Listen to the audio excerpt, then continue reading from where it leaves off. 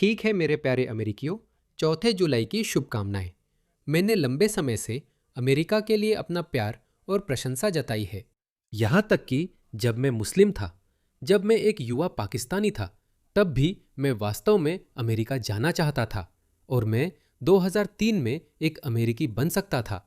लेकिन उस समय दुनिया अलग थी। मेरे जैसे लोगों ने वर्ल्ड ट्रेड सेंटर की इमारतों में प्लेन टकराए थे। इसलिए मैं समझता हूँ उस समय दुनिया अलग थी और एक युवा मुस्लिम पाकिस्तानी होने के नाते मुझे स्टूडेंट वीज़ा नहीं दिया गया। हालांकि ऑस्ट्रेलिया ने मुझे अपना लिया। मैं ऑस्ट्रेलियाई नागरिक हूँ और ऑस्ट्रेलिया के प्रति वफादार हूँ। और चूंकि ऑस्ट्रेलिया एक पश्चिमी देश है और मैं पश्चिमी सभ्यता की प्रशंसा करता हूँ, इसलिए मैं स्वाभाविक रूप से संयुक्त राज्य America, United kingdom, Canada, New Zealand सभी अंग्रेजी भाषी देशों के साथ साथ अन्य पश्चिमी यूरोपीय देशों से भी प्रेम और प्रशंसा करता हूँ, क्योंकि मैं एक पश्चिमी सभ्यता प्रेमी हूँ। लगभग हर पश्चिमी देश जिस दिशा में बढ़ रहा है, उसे देखकर मुझे दुख होता है। वह देश, वह समाज, वह सभ्यता जिसे मैंने पीछे छोड़ दिया, यानी इस्लाम और इस्लामी सभ्यता, दुर्भाग्यवश वह अपनी जड़ें पूरे पश्चिमी विश्व में फैला रही है। और मैंने पहले भी कहा है, अमेरिका पश्चिमी सभ्यता की ताकत है। अगर आप अमेरिका को हटा दें तो आपने देख ही लिया है कि पश्चिमी सेनाएं कितनी कमज़ोर हो गई हैं। इसी वजह से मैं अमेरिका को सबसे ऊपर मानता हूँ, क्योंकि अमेरिका के बिना पश्चिमी सभ्यता डोडो की तरह खत्म हो चुकी है। इसी वजह से मैं लगातार अमेरिका के बारे में वीडियो बनाता रहता हूँ।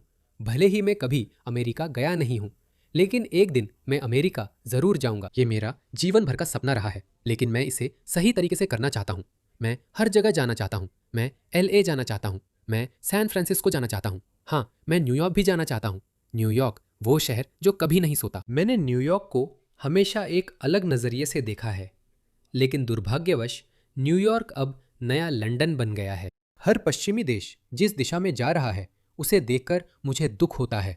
लेकिन मैं एक आशावादी इंसान हूँ, वरना मैं जो कर रहा हूँ वो नहीं कर पाता। वरना मैं भी बस हार मान लेता और कुछ और कर रहा होता। क्योंकि मैं एक आशावादी इंसान हूँ, मुझे विश्वास है कि 7वीं सदी की पुरानी बर्बर गुफाओं में रहने वाले लोगों की विचारधारा दुनिया की सबसे महान सभ्यता को हरा नहीं सकती।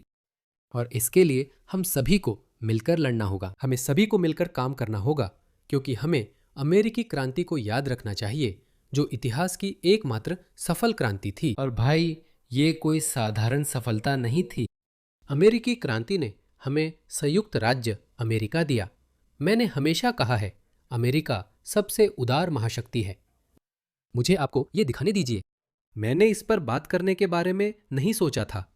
अभी एक और ब्रिटिश मुस्लिम इस्लामिस्ट का ट्वीट देखा। मुझे अपनी भाषा के लिए माफ कीजिए जो मैंने इस्तेमाल की, क्योंकि अब मेरा सब्र जवाब दे चुका है। अब मैं इन लोगों के साथ अच्छा बनने का नाटक नहीं कर सकता। इसे देखिए, इस इस्लामिस्ट को देखिए। इसका नाम मुजाम बेग है। उस ट्वीट को पढ़कर सुनाने से पहले इसे देखिए। एक परफेक्ट इस्लामिस्ट जिहादी जो ब्रिटेन में पैदा और पला। लेखक, पूर्व ग्वांतानामो बे कैदी, केज के वरिष्ठ निदेशक और अन्यायपूर्ण तरीके से बंद लोगों के अधिकारों के लिए वकील, बर्मिंघम। तो उसने ये पोस्ट किया है, उसे विजिलेंटे फिल्म पसंद नहीं आई। जाहिर है फिल्म सही लोगों को नाराज कर रही है। उसकी तुलना देखिए। कल्पना कीजिए एक ऐसी फिल्म की जिसमें प्रतिरोध करने वाले लड़ाके ब्रिटिश और अमेरिकी सैनिकों से बदला ले रहे हैं, जिन्होंने इराक और अफगानिस्तान में 2 दशकों के कब्जे के दौरान दसियों हजार लोगों के साथ बलात्कार और हत्या की थी। इराक में अमेरिकी सेना द्वारा 50 से भी कम बलात्कार की घटनाएं दर्ज की गई थी। मुझे अफगानिस्तान में कोई याद नहीं है, इसी वजह से उन्होंने 50 कहा। मुझे लगता है असली संख्या शायद 10 या 15 के आसपास होगी। चलिए उदार बनते हैं। हाँ, और उन सभी को उनके अपराध के अनुसार सजा भी मिली थी। अमेरिकी सेनाओं का अनुशासन ऐसा है कि अमेरिका सबसे सौम्य महाशक्ति है। क्या आपको लगता है कि ब्रिटिश साम्राज्य या कोई अन्य महाशक्ति इस ग्वांतानामो बे के पूर्व कैदी को रिहा करती? क्या मुझे आपको याद दिलाने की जरूरत है कि मुसलमान दुश्मन सैनिकों से कैसा व्यवहार करते हैं? मैं इस पर बात भी नहीं कर सकता बिना वीडियो डीमोनेटाइज हुए। लेकिन उसकी तर्क शक्ति की दयनीयता तो देखो। वह उसकी तुलना उस व्यक्ति से कर रहा है जो कानून हाथ में लेकर हजारों की हत्या और उसके साथ ही पूरे यूरोप में दसियों हजार बलात्कार कर रहे हैं। ठीक है, डेटा की मात्रा से बचा नहीं जा सकता, कोई भी नहीं कर सकता। मैं आपको बार बार ये आंकड़े दिखाते दिखाते थक चुका हूं, लेकिन दुर्भाग्यवश मुझे ये बार बार करना पड़ता है, क्योंकि जाहिर है आप में से बहुत लोग पहली बार इसे देख रहे होंगे। मैं आपको सिर्फ ये दिखाना चाहता हूं कि जर्मनी में ही क्या हुआ, ठीक है? किसी भी दूसरे यूरोपीय देश में स्थिति अलग नहीं है। इसे देखिए, जर्मनी में 12% विदेशी लोग 67% सामूहिक बलात्कारों के लिए जिम्मेदार है। अगर आप गौर करें तो ये लोग Switzerland, Austria, Britain, France, Sweden या नॉर्वे से नहीं हैं, बल्कि वही हैं जिन पर अक्सर शक होता है। इन्हें देखिए, उन 12% में से 2% से कम अफगान और अफ्रीकी है, लेकिन वे जर्मन महिलाओं के सामूहिक बलात्कारों के 34% मामलों के लिए जिम्मेदार है। यह इतनी व्यापक है कि सबको शर्मिंदा करने के लिए काफी है। इन लोगों को कभी भी नस्लवाद या किसी के भी द्वारा की गई कानून को अपने हाथ में लेने वाली कार्रवाई के बारे में एक शब्द भी नहीं कहना चाहिए। इसे देखिए, जर्मनी में बच्चों के खिलाफ यौन अपराधों में संदिग्ध दरों के शीर्ष 10, अफगानिस्तान 6.8, अल्जीरिया 4.7, गिनी 4.4, Pakistan 4.1, Gambia 3.8, Iraq, Lebanon, Somalia, Syria, Tunisia. इनमें कोई यूरोपीय या पश्चिमी नहीं है। ये सब घुटनों पर गिरकर विनती कर रहे थे, मुझे अंदर आने दें। मेरे देश में युद्ध है, अपने लोग ही मुझे मार रहे हैं, कृपया मुझे यूरोप में रहने दें। आप जब लोगों को अंदर आने देते हैं, दया दिखाते हैं, और यही उनका जवाब है। और ये तो सिर्फ जर्मनी की बात है। तो वह उसकी तुलना कर रहा है, जो एक सही आंकड़ा है, उस चीज से जो लगभग कभी हुई ही नहीं। जैसा कि मैंने कहा, इराक में अमेरिकी सैनिकों द्वारा 50 से कम बलात्कार के मामले दर्ज हुए थे और सभी को सख्त सजा मिली थी। मैंने यही जवाब दिया। मैंने कहा कि इराक और अफगानिस्तान में अमेरिकी सेना के 50 से कम बलात्कार मामले दर्ज हुए। अफगानिस्तान का नाम मैंने जोड़ा। वहां शायद ऐसा कोई मामला नहीं था, लेकिन उन्हें सजा मिली। यहां एक मुख्य अंतर है। अमेरिका ने आपके दयनीय कमजोर देशों को जीत लिया। आपने ब्रिटेन या यूरोप को नहीं जीता। आपने भीख मांगी। आपने भीख मांगी। आपने अपना अभिमान निगल लिया। आपने यूरोप या ब्रिटेन आने के लिए भीख मांगी। आप आर्थिक प्रवासी या शरण प्रार्थी के रूप में आए, और कोई भी महाशक्ति, यहां तक कि ब्रिटिश साम्राज्य भी, उसे दुश्मन लड़ाका होने के कारण मार देती। लेकिन अमेरिका, संयुक्त राज्य अमेरिका, मानव इतिहास की सबसे दयालु महाशक्ति, ने आपको आजाद किया। उसने आपको आजाद किया। जानते हो, इसी कारण मैं मानता हूं कि महाशक्तियों को कुछ हद तक कठोर और निर्दयी होना पड़ता है। यही वजह है कि अमेरिका इतना खास है। मुझे ब्रिटेन और ब्रिटिश साम्राज्य का बहुत सम्मान है। उपनिवेशवाद अतीत की विरासत है। फिर भी 19वीं-20वीं सदी में उस समय के मानकों के अनुसार ब्रिटिश साम्राज्य सबसे उदार था, जब तक उसकी जगह संयुक्त राज्य अमेरिका ने नहीं ली। कौन सी महाशक्ति उस देश के नागरिकों के मानवाधिकारों की परवाह करती है जिसमें वह घुसती है? कोई भी नहीं। महाशक्तियों को भूल जाओ। अगर आप मुस्लिम दुनिया को देखें तो देखिए वे एक दूसरे के साथ क्या कर रहे हैं। उन्हें अमेरिका की महानता बताने का कोई अर्थ नहीं, क्योंकि जैसा मैंने कहा, बहसों का समय अब खत्म होने वाला है। आप इन लोगों के लिए अपनी मान्यताओं से चाहे जितना समझौता कर ले, ये लोग कभी संतुष्ट नहीं होंगे और तब तक नहीं रुकेंगे जब तक पूरी तरह काबिज न हो जाएं। इन्होंने अमेरिका को तहस नहस कर दिया है। इसी कारण 4 जुलाई जैसे ऐतिहासिक दिन पर हमें अमेरिका के संस्थापक पिताओं को याद करना चाहिए। शायद उन्हें भी नहीं पता था। मैं अमेरिकी इतिहास का बड़ा शौकीन नहीं हूं, लेकिन मैंने अमेरिकी इतिहास के बारे में काफी पढ़ा है। मैंने अमेरिकी इतिहास की कई डॉक्यूमेंट्री और फिल्में देखी है, इसलिए कह सकता हूं कि अमेरिकी संस्थापक पिताओं वाकई खास थे। आप जानते हैं, 20वीं सदी में बोल्शेविक क्रांति हुई थी। हम सभी जानते हैं कि उसका क्या अंजाम हुआ। फ्रांसीसी क्रांति भी हुई थी। हम सभी जानते हैं कि उसका क्या अंजाम हुआ। पर किसी कारण अमेरिकी क्रांति में कुछ खास था। थॉमस जेफरसन, जॉर्ज वॉशिंगटन और अन्य अमेरिकी संस्थापकों में खासियत थी, जिससे अमेरिका इतिहास की सबसे बड़ी महाशक्ति बना। और आज हमारे पास ऐसे लोग हैं। ममदानी का ये वीडियो वायरल हो रहा है, जिसमें वो खुद को और अपने जैसे लोगों को उसमें जबरन शामिल करके अमेरिका की महानता को कमतर दिखा रहे हैं। अमेरिका मानव इतिहास की सबसे बड़ी महाशक्ति अपने संस्थापक पिताओं द्वारा स्थापित किए गए मूल सिद्धांतों की वजह से बना, न कि बाद में आने वाले लोगों की वजह से। इसे देखिए, अमेरिका और उसके संस्थापक मूल्यों को याद रखिए। आप सभी के पास ये खास शक्ति है कि आप तय कर सकते हैं अमेरिका का मतलब क्या है। वह हमें बताएंगे कि अमेरिका का मतलब क्या है। सशक्त लोगों को हमेशा अपना जवाब पता होता है। उनके अनुसार अमेरिका वर्चस्व का एक ऐसा अखाड़ा है जहां सिर्फ कुछ चुनिंदा लोगों को ही आजादी दी जाती है। सिर्फ चुनिंदा लोगों को। अमेरिका बाकी दुनिया से सदियों आगे था। अमेरिका दुनिया को असली लोकतंत्र से परिचित कराने वाले पहले देशों में से एक है। फिर इसने इसे बाकी लोगों और पूरी आबादी तक बढ़ाया।